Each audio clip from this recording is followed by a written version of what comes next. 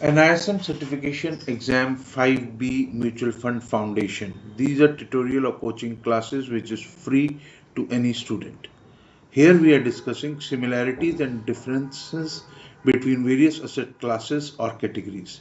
इससे पहले की वीडियोस में हम asset class क्या होता है, different asset classes क्या होते हैं, उनके बारे में सब समझा चुके हैं.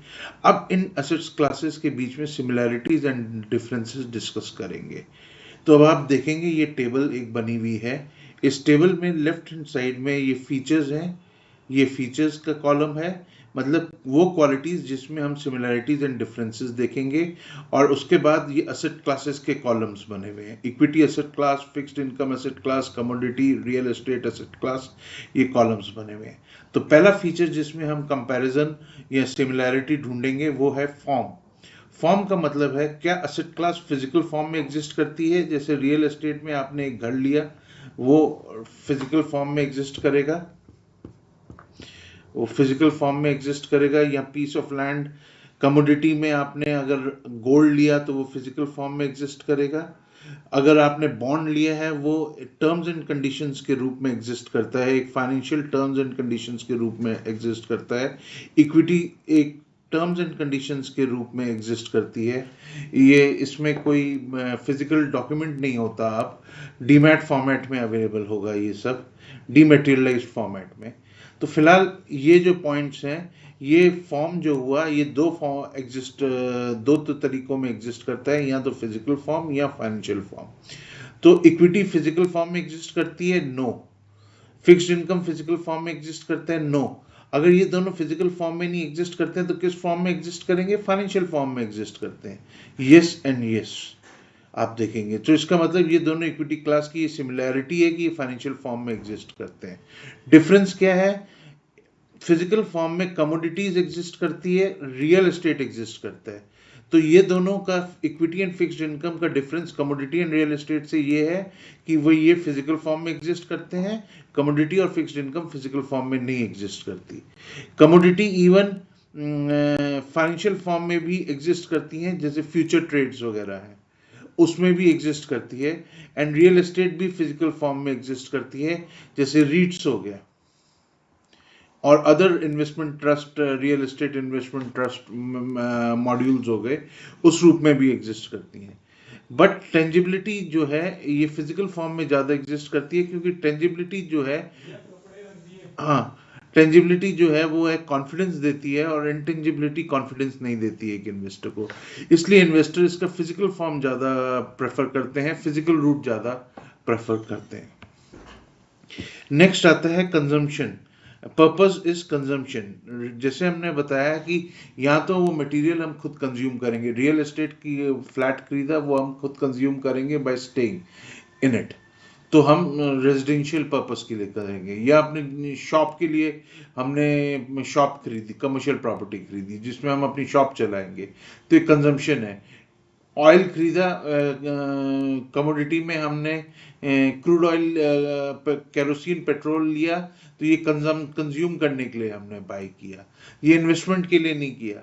इन्वेस्टमेंट के लिए भी लेते हैं, शॉर्ट टर्म इन्वेस्टमेंट्स के लिए है, जिसको हमने बताया कि वो शॉर्ट टर्म इन्वेस्टमेंट्स जो हैं वो इन्वेस्टमेंट नहीं कहलाती है, वो ट्रेडिंग कहलाती है. इन्वेस्टमेंट लॉन्ग टर्म नेचर वो हम डिस्कस कर चुके हैं पीछे वीडियोस में, आप देखेंगे वो पॉइंट्स. तो हमने पर्पस के हिसाब से हमने डिवाइड किया, क्या ये कंजम्पशन के लिए है कि ये इन्वेस्टमेंट के लिए है. तो आप देखेंगे इक्विटी को कंज्यूम नहीं करते हैं, इक्विटी इन्वेस्टमेंट के लिए होती है. आज खरीदी, कल उसमें से डिविडेंड की इनकम मिली, कैपिटल एप्रिसिएशन मिला, वो पर्पस के लिए खरीदते हैं. ऐसे ही बॉन्ड भी हम कंजम्पशन के लिए नहीं खरीदते, क्योंकि हमने कर्ज में पैसा किसी को दिया है, किसी को हमने कर्ज में पैसा दिया है, तो हमने वो कंजम्पशन के लिए नहीं दिया है, वो इन्वेस्टमेंट के लिए दिया कि हमें ब्याज मिलेगा उसमें से. बट जो कमोडिटीज हैं एंड रियल एस्टेट्स हैं, ये कंजम्पशन के रूप में भी एग्जिस्ट करती हैं और इन्वेस्टमेंट के रूप में भी एग्जिस्ट करते हैं. तो दोनों रूप में एग्जिस्ट करते हैं, इसलिए ये आप देखेंगे यस एंड यस. और ये डिफरेंसेस हैं दोनों के बीच में, और ये सिमिलैरिटीज हैं दोनों के बीच में. ऐसी कैश फ्लो आ जाता है. कैश फ्लो में हम बात करते हैं करंट इनकम, कि आपने इन्वेस्टमेंट किया है, इससे आपको इनकम क्या हो रही है, करंट इनकम क्या आ रही है, रेगुलर करंट इनकम क्या आ रही है.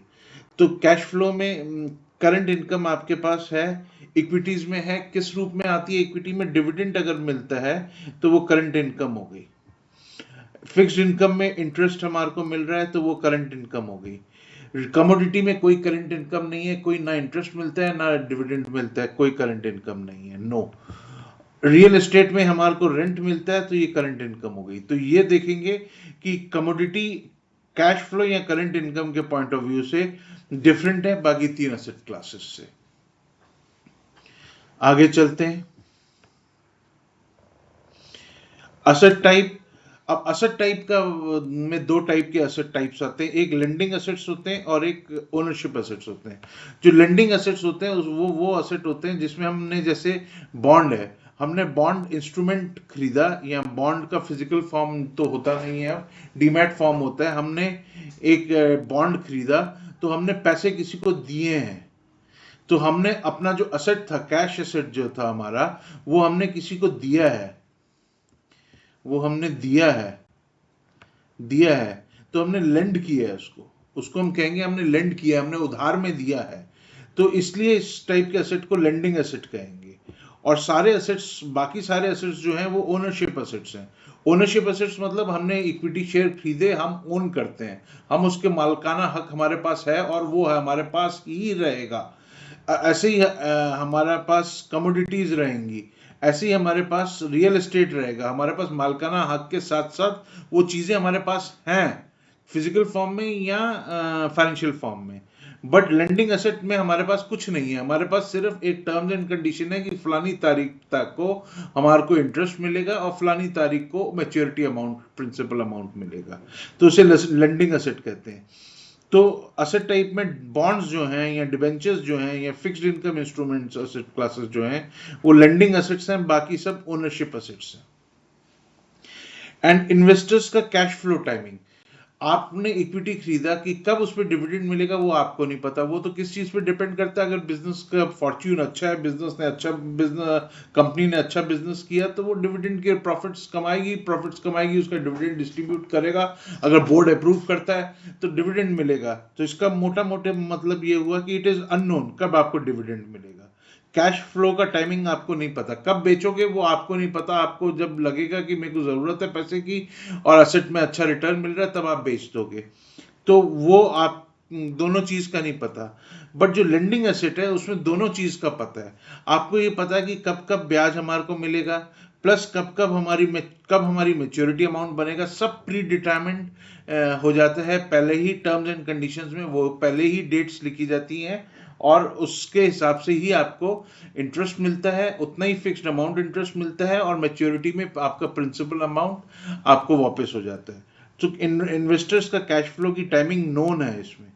ऐसी कमोडिटी में अननोन है इन्वेस्टर की कैश फ्लो की टाइमिंग की कब आप बेचोगे वो एसेट क्लास, और रियल एस्टेट में भी अननोन है कि कब आप बेचोगे। रेंट के केस में हो सकता है कि रेंट की इनकम को आप कंसिडर कर लें कि वो नोन है, बट क्योंकि उसकी कोई terms and conditions rent agreement के रूप में हो सकती है, but it is not considered as very known. तो इसको मैं अननोन और सेमी अननोन कह सकता हूं, क्योंकि जो फाइनल वैल्यू है वो नहीं पता। Semi unknown because of the rent. अगर रेजिडेंशियल एग्रीमेंट, अगर रेंटेड एग्रीमेंट साइंड है और कॉन्ट्रेक्चुअल वो एग्रीमेंट साइंड है रेंट के, तो रेंट कब कब मिलेगा वो आपको पता है। और इसलिए ये सेमी अननोन है क्योंकि मैच्योरिटी अमाउंट नहीं पता कि कब आप रियल एस्टेट बेचोगे, उसको कितना पैसा मिलेगा, वो सब चीजें आपको नहीं पता। बट वो है तो सेमी अननोन हो गया ये, बाकी सब ये नोन हो गया। So this is all for this video. Next video में हम miscellaneous topics under asset classes discuss करेंगे। Till then, thank you.